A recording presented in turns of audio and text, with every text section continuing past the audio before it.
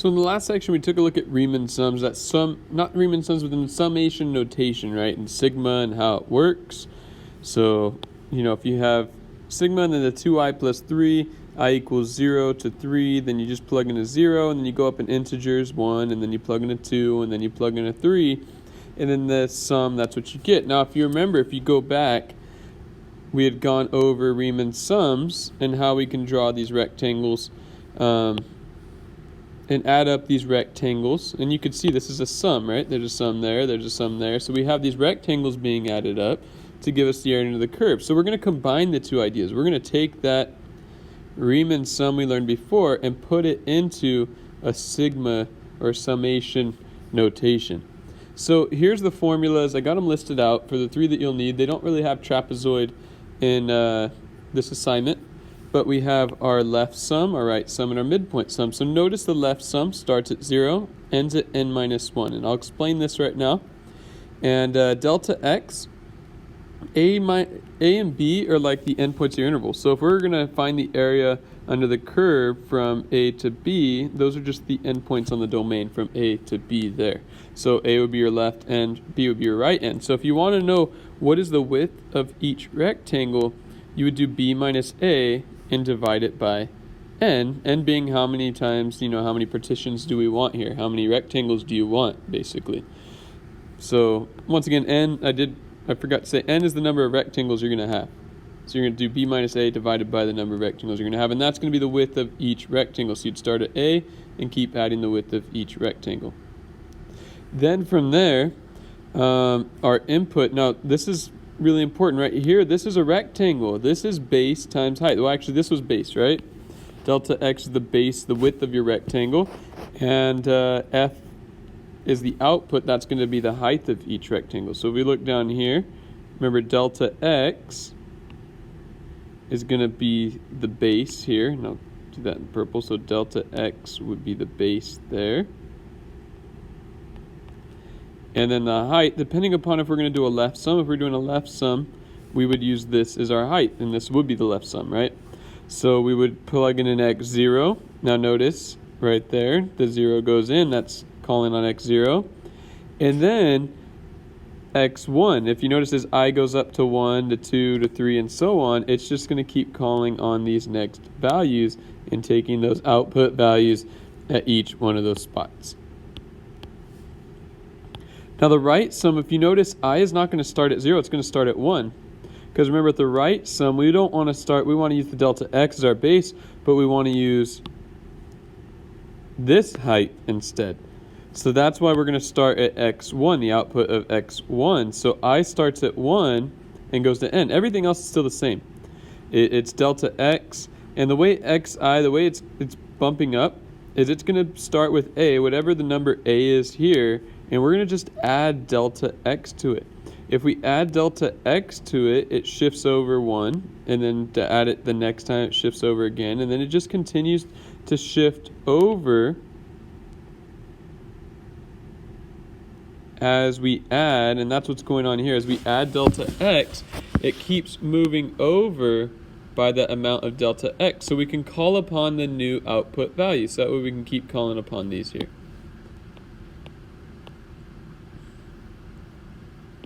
The last one's the midpoint. So before I go into the midpoint, I just want to explain one more time.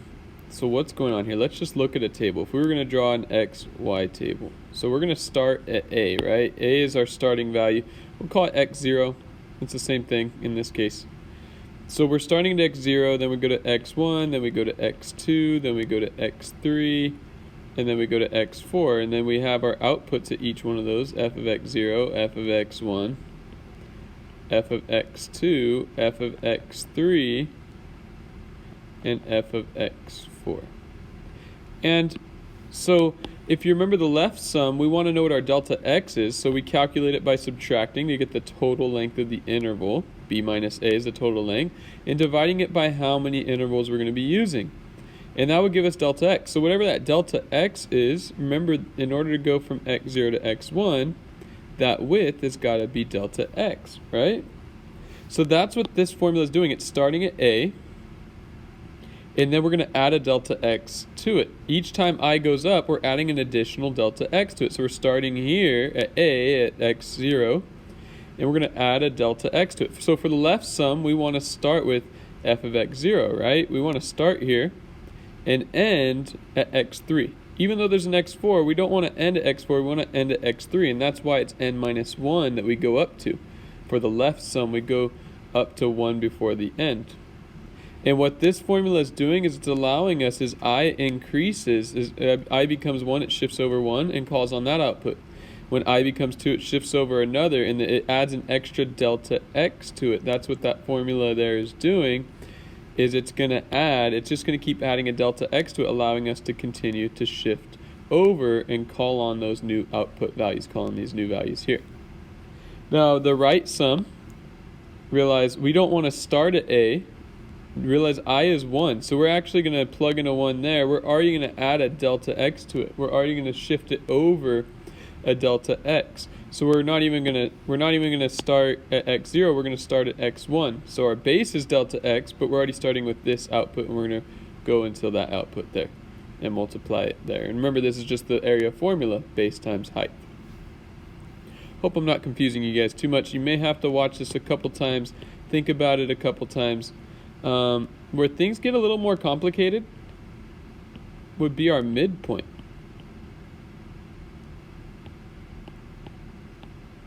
Because remember, now we have to look at it this way. This is x0, then x1, then x2,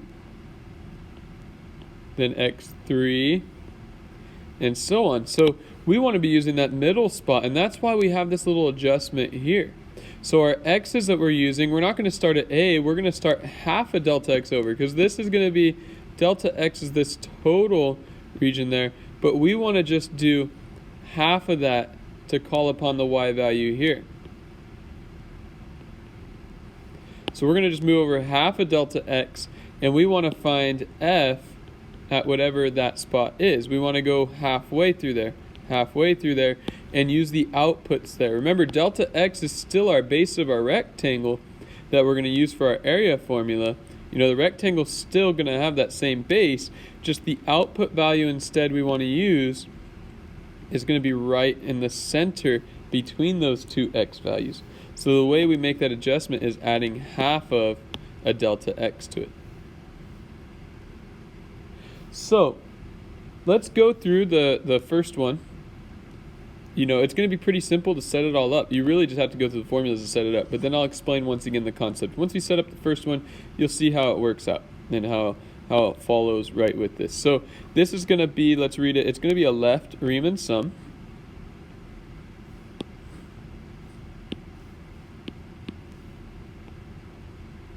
With 8 equal subdivisions. So that's telling us n equals 8. This right here is just giving us our a and b. So let's start with delta x. Well, let's start with our formula first, actually. We're going to do I equals 0, and then all the way to n minus 1, remember, so that's going to be 7, because 8 minus 1 is 7. And it doesn't really help us out. All of these, or actually does. 2 of them are now ruled out. Okay, now delta x, so we're going to be doing f of xi times delta x. So delta x, let's start with that. Because in order to figure out what xi is, we got to know what our delta x is. So that's going to be b minus a over n. So b, remember, was 3. A is 1 over a total of 8 subdivisions. So 3 minus 1 is 2 over 8, which is 1/4.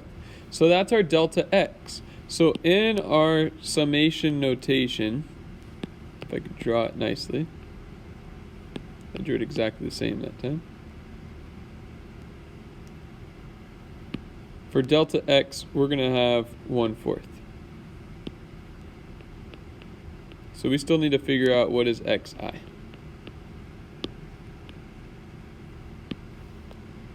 So xi, the formula for xi is a plus delta xi. So we know what delta x is, we just found it. And a, remember, is 1.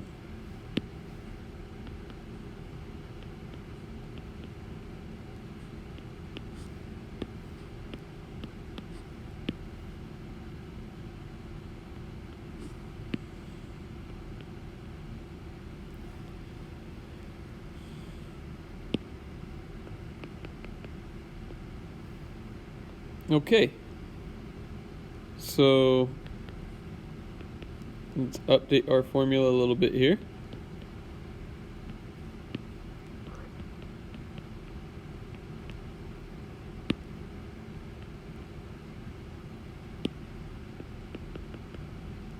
Okay, what's f of x? F of x, remember, they gave us, I don't think I really said it, but they gave us f of x is square root of x plus 5.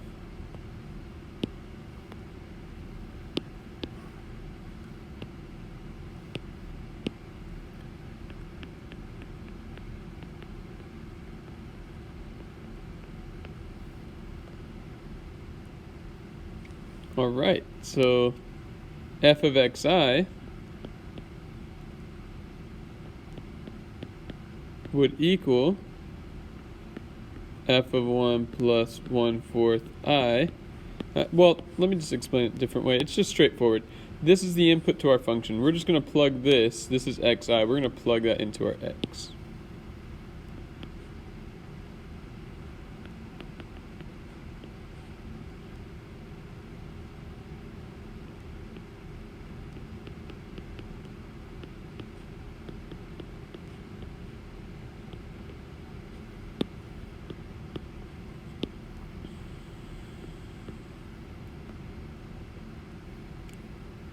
And instead of 1/4, looks like they're using 0.25. That's fine. And there you go. So the way this works, once again, is if you were to make your table, your xy table like we did before, we would just plug in a 0 to our I, and we would get square root of 1 plus 1/4 plus 5 over 1/4 would be our output. And then plus, or not times 1/4 would be our output. That would be, this would just be giving us, this is basically just running it all through that left Riemann sum. It's starting with this left endpoint of x0 and working all the way its way to that second to the last spot there, and using the outputs. The left 4 outputs in the bases of the rectangle are each 1/4 in this case. And as we plug in a different value for I, as it goes up in the increments, it just keeps shifting over on those new outputs all the way till the second to the last one, giving us the left Riemann sum. So this one, similar, we're going to do a right Riemann sum. They give us A and B.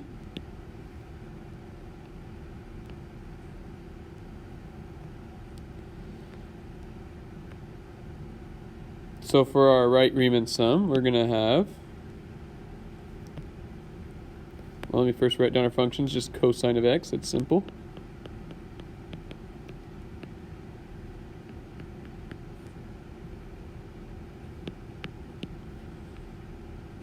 I'm getting worse at these.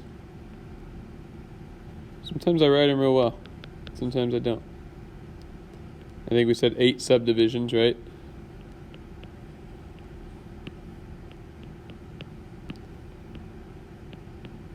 Okay, so let's start with our delta x. So we're going to do b minus a over n.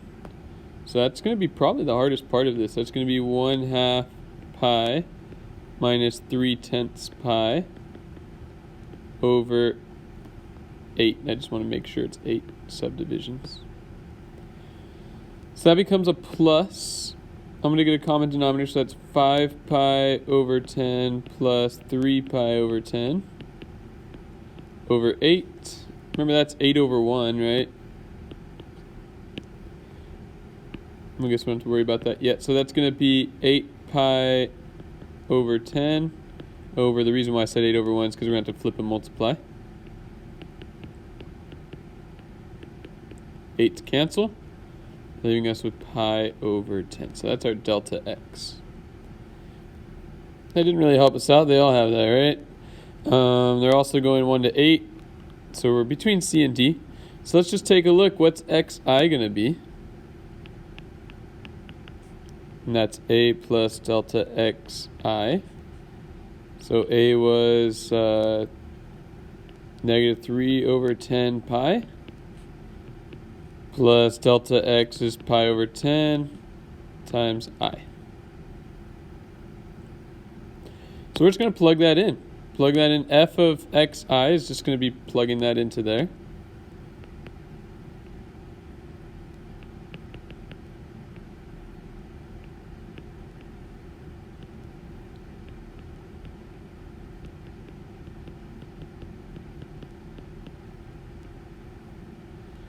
And times pi over 10. And what you'll see is they just rearranged it a bit. They just put the negative 3 over, negative 3 over 10. I don't know why I put 8. They put the negative 3 over 10 pi on the right and then brought the positive, which is true. Usually when we have a positive and a negative, you want the negative to be on the right, the positive to be on the left, just a little more formal in a way. So there you go. All right, pretty simple. Last one here. So this one's going to be the midpoint. And we're doing 4 equal subdivisions. Here's our A and B. So let's set up our formula. F of x this time is x minus 1 squared.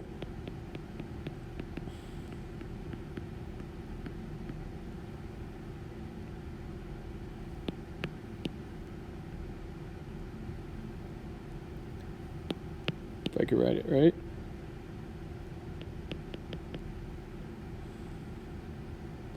We're doing 4 subdivisions, so n minus 1 would be 3.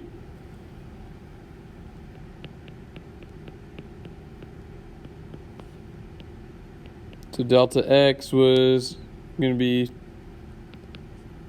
b minus a over n, so that's going to be 4 minus negative 4 over 4, which is 8 over 4, which is 2. So there's our delta x. So xi is going to be, remember this one's a bit different, a plus 1/2 delta x plus delta xi. Remember, because we want to start that halfway over to call in those outputs. So I want to think about this a little bit more. So A was negative 4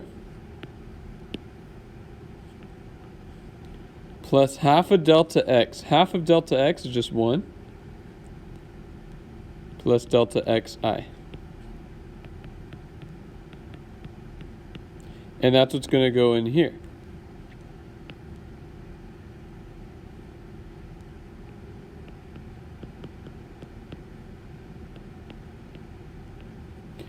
So realize n for the x, I put negative 3 plus 2i.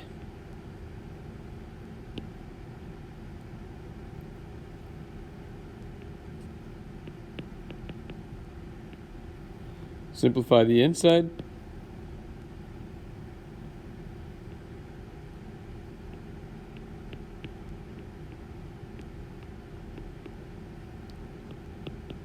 Curious if they factored out that 2.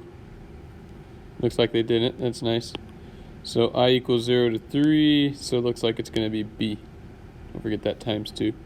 So once again, the midpoint, the reason why we did that little bit of a funky part on the formula is because remember, with midpoint, we want to use the output halfway between those two x values. So that's why instead of starting at a, we're starting over at half of it.